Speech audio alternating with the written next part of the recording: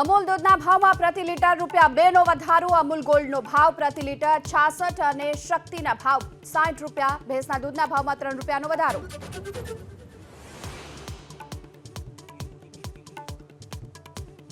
દેશભરમાં આજથી express way પર ટોલ ટેક્સમાં 5%નો વધારો. 1100 ટોલ પ્લાઝા પર ભાવ વધારો લાગુ.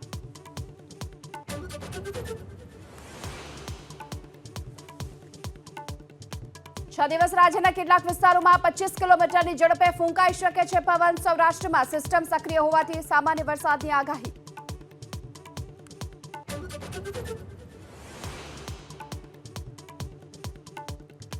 અમદાવાદમાં ફરી રફતારનું કહેર. પાંજરાપોળ 4 રસ્તા પાસે ડમ્પર ચાલકે અડફેટે લેતા મહિલાનું મોત. સોલા બ્રિજ પર કારની ટક્કરથી યુવકે ગુમાવ્યો જીવ.